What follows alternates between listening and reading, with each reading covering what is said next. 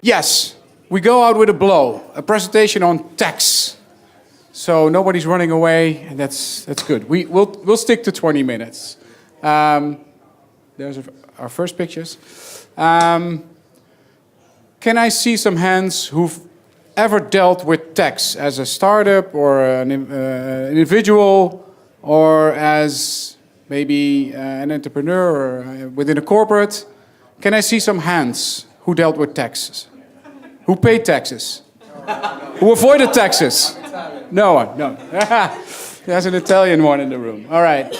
So can we just warm up a little bit? Can I hear some shout-outs about taxes that startup companies run into in their growth phase? Can someone shout? VAT. VAT. Corporate income tax. Corporate income tax. Any other taxes? Customs. What about wage tax when they hire people?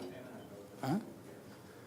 So there's a few taxes here already, but let us tell you, there's loads more they run into. We just summed up a few.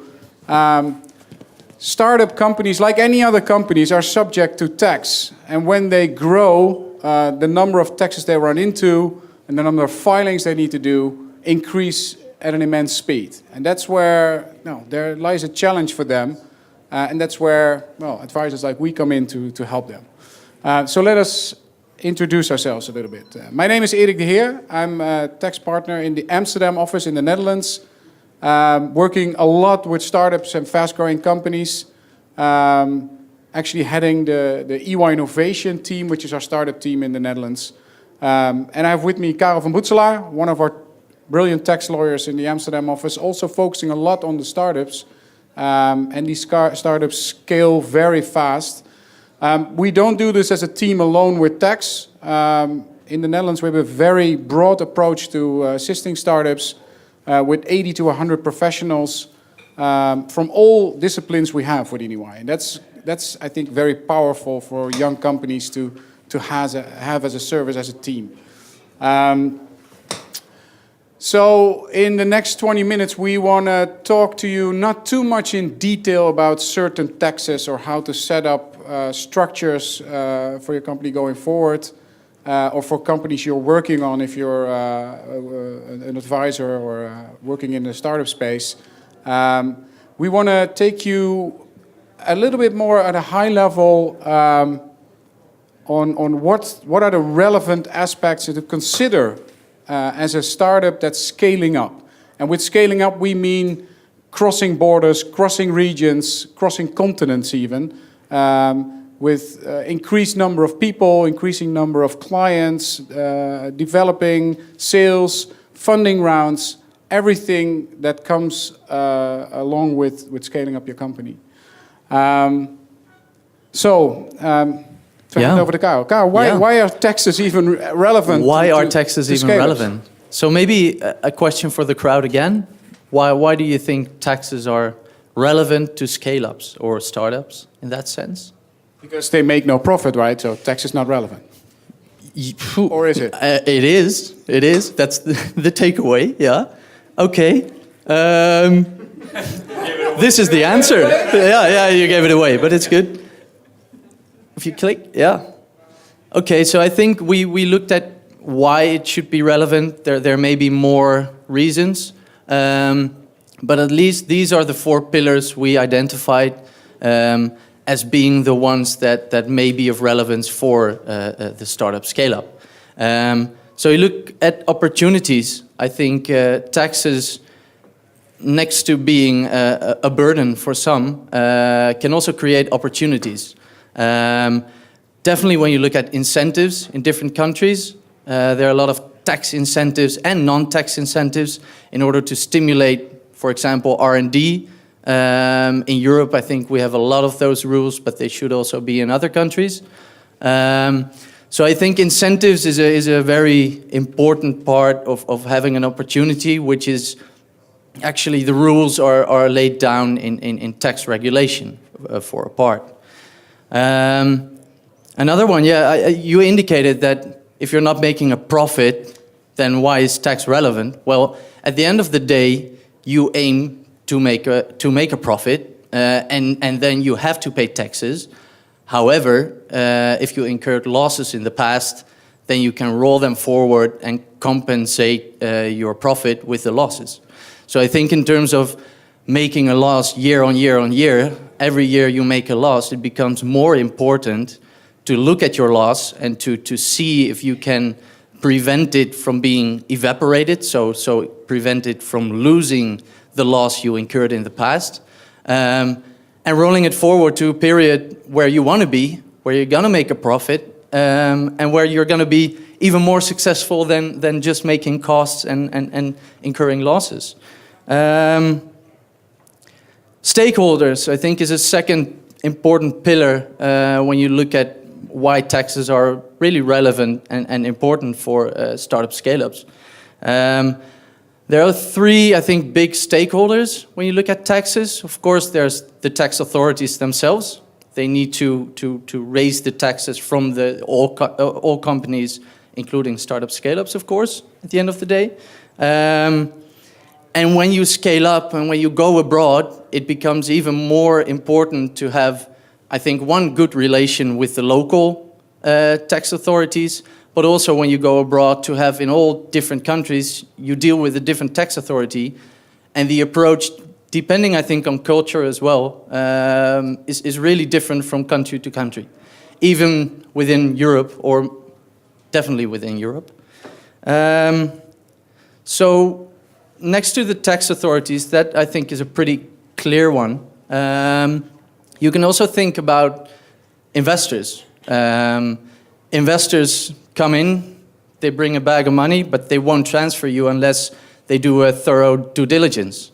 And the further you get into the growth phase and the higher the amount you're raising, the due diligence will be more strict, and there will be more demands, and they want to see more information. And I think as you grow, the tax part of the due diligence becomes more and more important. Yeah, and to add to that, what we see a lot is that startups underestimate the impact of a negative side of due diligence on tax or legal or any side. But coming to tax, when your filings are not in order, when your structure is not in order, and a big investment round comes in, and this will be raised as a downside, this could kill the deal or lower the value of your company substantially, which as a founder leaves you to give in more of your shares. So making sure this is in order from the start kind of actually gives you a large benefit, not running into these problems. Yeah, true. So in addition, I think to the tax authorities and the investors, which may be a bit more of a lag to get there, are your employees. Depending on the structure you have, obviously, but a lot of scale-ups, and definitely when you're growing, you attract key personnel. You want to keep them, hold them, and not leave them to go to another company. So you try to incentivize them in a way that it could be either cash, but many, I think, scale-ups also use stock option plans or other employee benefits to really tie them to your company by giving them or promising them a part of the equity in the company. And depending on the flavor you choose, because there are many different ones, this could have an impact today on your tax or in the future, as well as for the employee. So there are sort of corresponding things. So when you pay, probably the employee doesn't pay or partly, and the other way around. So you really have to manage that stakeholder, at the end of the day, maybe even shareholder, in order to do the right thing when it comes to taxes. Yeah, and these stock option plans have specific rules in all countries in Europe. Yeah. And some incentivize them, some have very harsh rules. So it's all of a good. You have to take a good look at this when you're scaling your company and employing people in other countries. Yeah. So and just to go even further into, so it's the third pillar. the current and future tax cost. That's something that can come out of the employee remuneration scheme.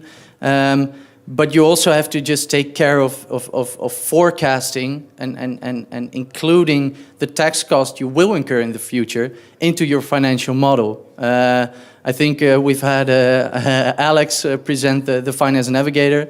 Well, that's a tool in which the corporate income tax is being forecasted so that there's no surprise afterwards if the business goes well at some point, that you have to pay taxes. So I think that's an important thing, and some people, it seems very obvious, but some people just forget to take care of it, and at the end of the day they have to pay a lot of taxes, which is a good thing because you're profitable, but if you didn't account for it, it could lead to a problem, cash flow-wise for sure.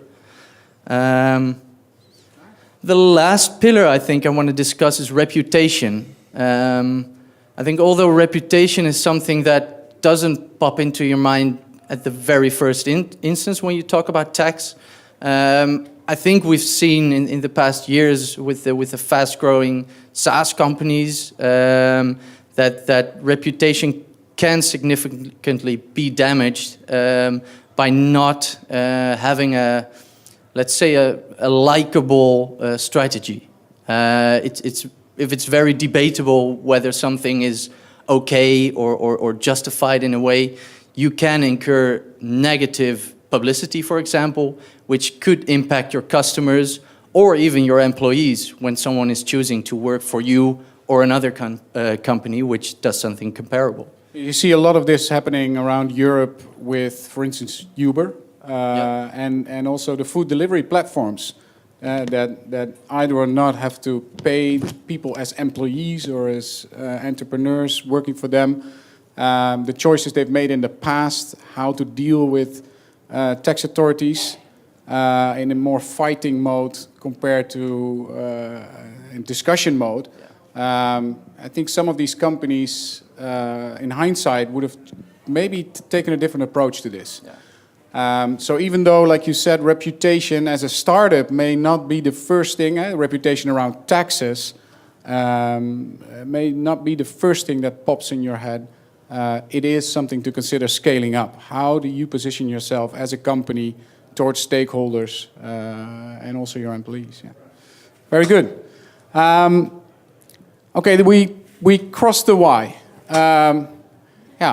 But then how to deal with increasing complex structure, international employees in a scaling mode you're in as a company. Do you do this country by country? Do you hire your own tax people? Do you use the right partnerships for this? I think these are two very material elements when scaling up and considering how to deal with taxes. Is do not underestimate the complexity you're running into. And by that I mean, if you ignore that you have to pay attention to this or use partners to pay attention to this, it could hurt you further down the road. On the other hand, don't over-design in the first phases of your company, creating structures with very complex structures with IP planning, which is more and more scrutinized by tax authorities, and may overcomplex your structure in the growth phase. Also for investors. So don't underestimate, but don't overplan it. That's a basic suggestion here. And obviously, we as EY, we try to help companies set up this type of stuff the right way as early as possible.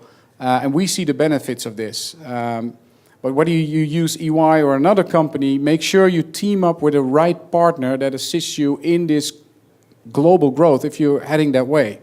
And teaming up with the right partners is essential to make sure that all your attention as a startup founder goes to building your business instead of the envelopes you get from the tax authorities when you didn't pay attention too much or teamed up with the wrong partners. So the how is for the scale-up companies, this approach. EY has an approach for startups where we guide them through these growth phases. And we do this on a holistic level, from setting up the structure, the planning side, from the accounting part, the filing, the tax filings, and if it comes controversy and dealings with the tax authorities. We use a broad international network to do that.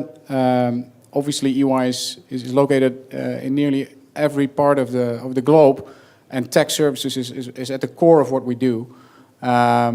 So we have specialists all over the globe that we can reach out to.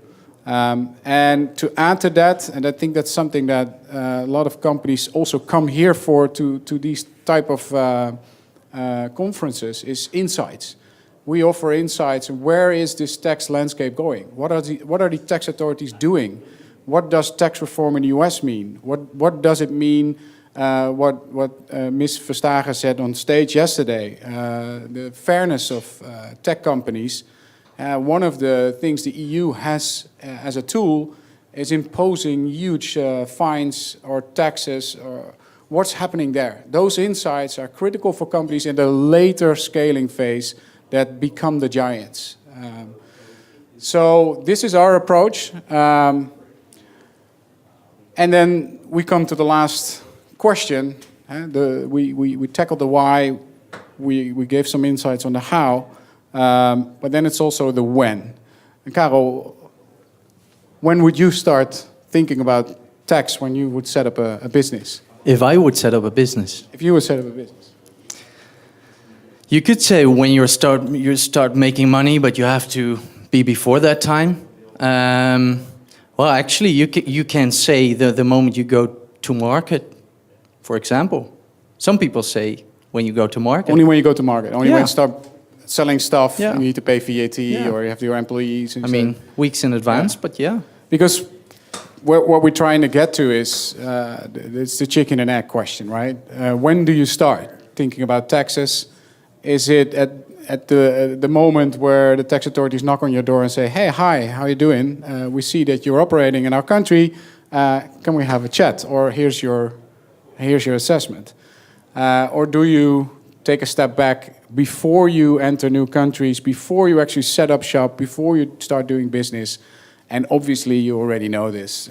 We advise people to think about taxes a little bit in advance. Even, for instance, if you start setting up a company, just consider what it will mean for you and the other founders in setting up a company as shareholders for your personal income tax, how to structure this. It can be pretty complex if you have an international team setting up a company.